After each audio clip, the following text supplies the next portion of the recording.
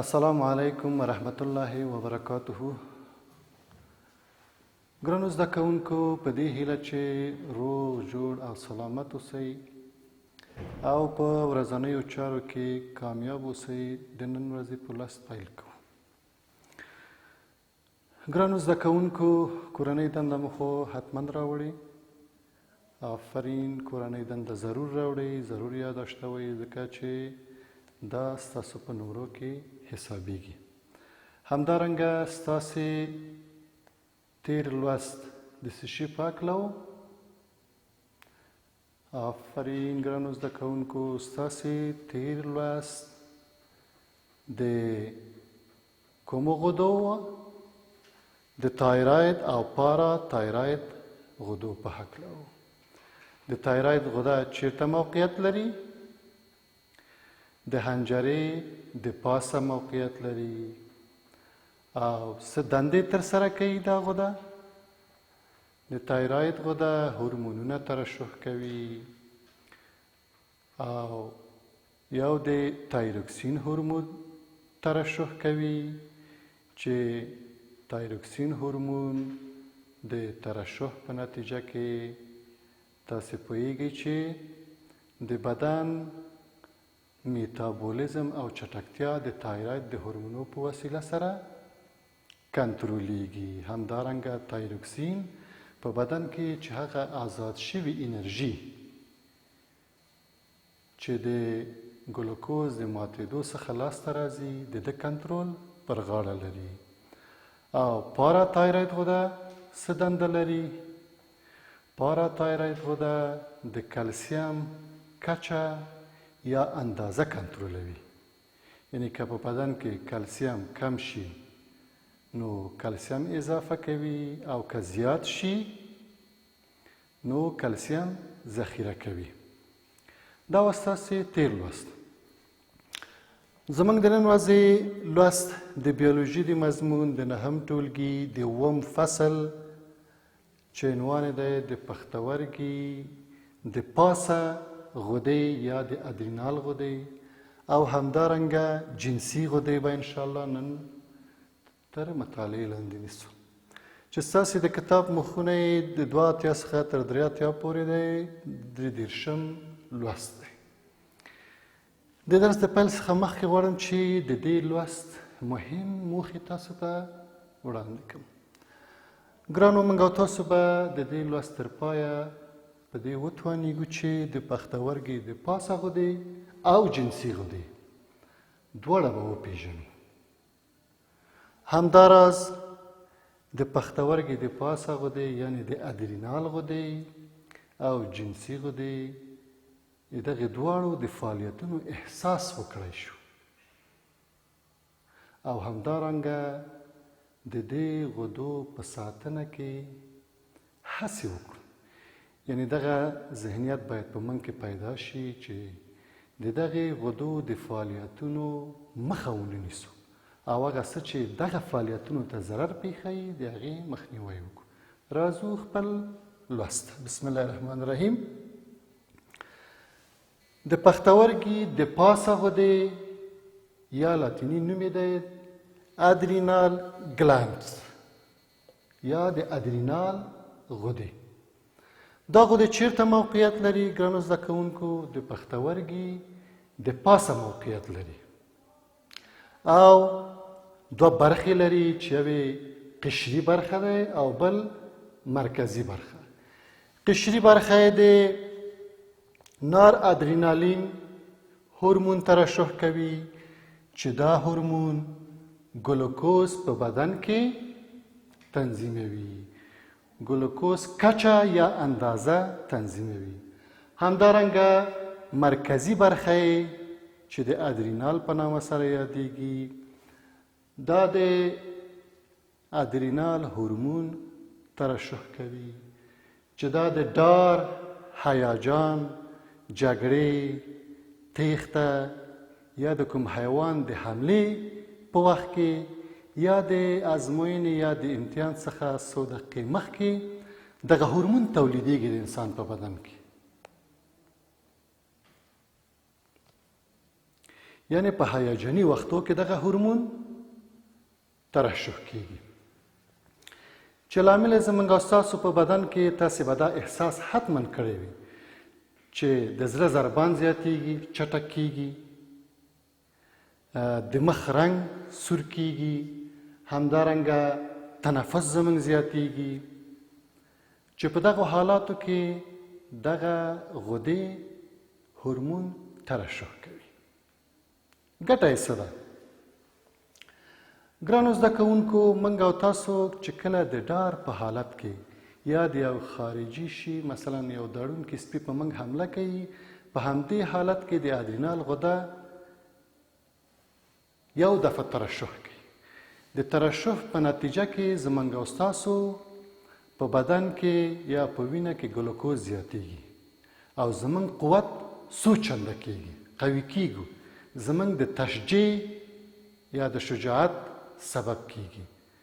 نو دغه د ځواک رامنځته کېدل د سبب کې چې موږ یا وتښتو یا مقابله وکړو، یا حتی که یو دیوال وي چې د هغې نه په عادي حالت کې خیز نشو وهلی، لکن چې کله دغه هورمونونه زیات تولید شي او ترشح وکړي، نو موږ د دې دیوال نه کله چې د تیښتې په حال کې وو خیز وهو. یعنې زموږ دغه شجاعت زیاتوي، دغه ځواک زیاتوي.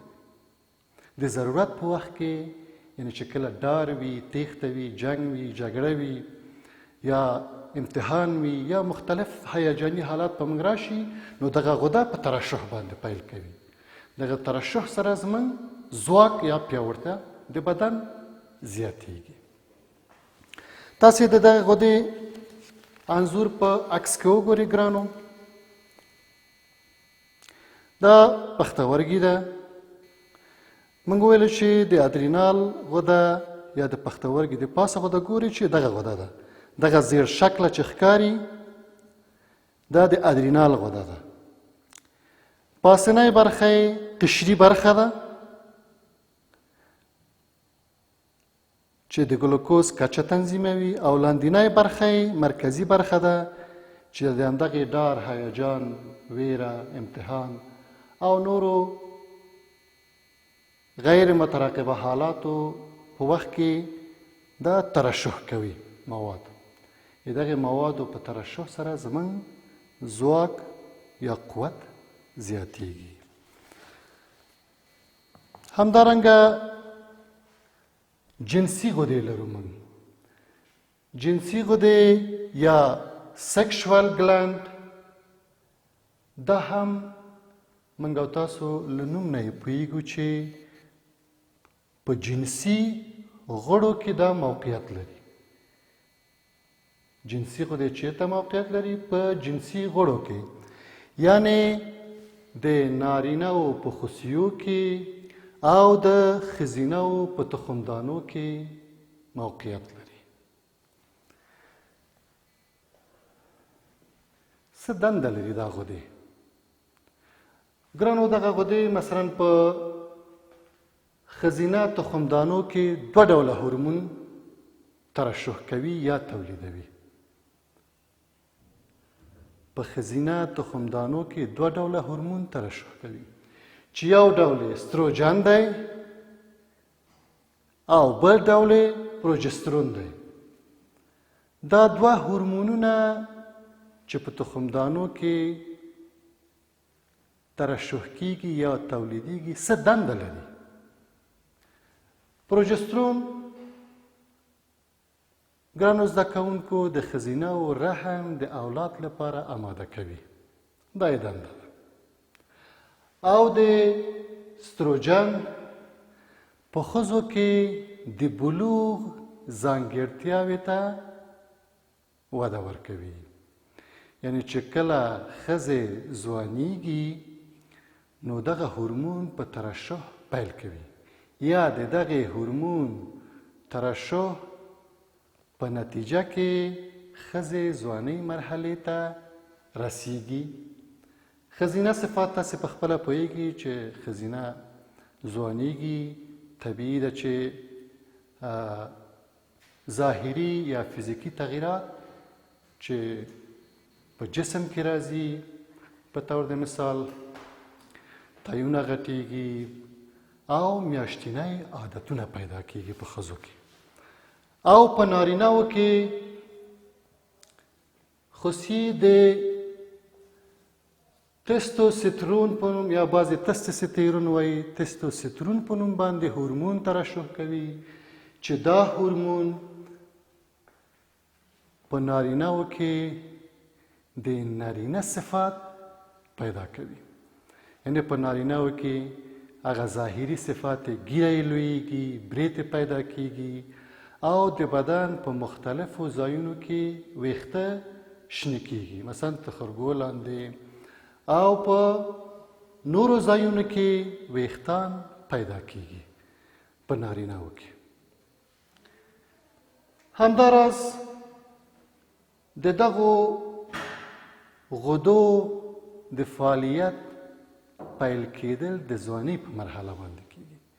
یعنی چې کله ماشومان نوې ځوانۍ مرحلې ته رسیږي نو دغه غدې، دا جنسي غدې په فعالیت باندې پیل کوي. خو متوجه اوسئ که چیرې په همغه معین سن کې دغه غدې په فعالیت پیل ونه کړي نو باید ډاکټر ته مراجعه وکړو. یعنې که ښځینه په همغه مرحله کې مثلا په 10 12 14 14 کلنۍ مرحله کې دغه هورمونونه ترشح ونه کړه او د ځوانۍ هغه علایم پکې ښکاره نه شو نو دا باید ډاکټر ته مراجعه وکړي چې په هغه صورت کې ورته دغه هورمونونه تزریق کیږي یا نور دواګانې چې د دغو غدو د تحریک لامل کیږي تر څو د بلوغ ته ورسوي. نن موږ څه ولوسته ګرانو زده کوونکو؟ موږ او تاسو دوه مهم غدې ولوستلې چې یو د ادرینال غده یا د پښتورګي د پاسه غدې او بل جنسي غدې یا سیکشوال گلانز. د پښتورګي د پاسه غدې څه دنده لري؟ دوه برخې لري، قشري برخه، مرکزي برخه چې د ډار، هیجان، غیر مترقبه حالاتو کې هغه د ویرې په حالاتو کې په امتحان کې مواد ترشح کوي، ګلوکوز ترشح کیږي په زیاته اندازه او دا زموږ د ځواک یا د پیاوړتیا او د شجاعت لامل کیږي. همدارنګه جنسي غدې تاسې پوهیږئ چې ښځینه جنسي غدې په تخمدانو کې دی او نارینه جنسي غدې په خصیو کې دي چې د دوی وظیفه څه ده ګرانو زده کوونکو؟ په ښځینه کې د ښځینه ځانګړتیاوې را برسېره کېدل یا ښځینه صفات راوړل او په نارینه کې نارینه صفات را برسېره کېدل دي چې د هر یو کموالی د مرضو سبب کیږي. یعنې که په ښځینهو کې دغه هورمونونه کم شي د نارینه خاصیت پیدا ښځې ګیرې وباسي او که په نارینهو کې دغه هورمونونه کم شي نو زنانه صفت پیدا کیږي یا ښځینه صفت. نو باید متوجه سو چې د اضافي دواګانو نه د استعمال نه خودداري وکړو، ډډه وکړو تر څو چې دغه هورمونونه په نورمال حالت سره خپل فعالیت پر مخ بوځي. دا زموږ ستاسو د نن ورځې لوست او اوس خپلې کتابچې پرانیزئ چې تاسو ته کورنۍ دنده در سپارم.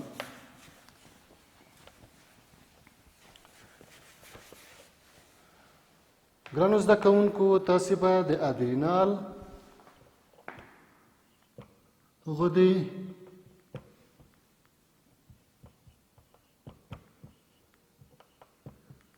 او جنسي غدې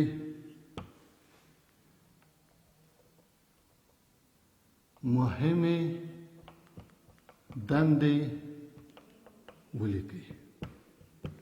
د دې دواړو غدو مهم وظایف یا دندې به تاسې لیکئ.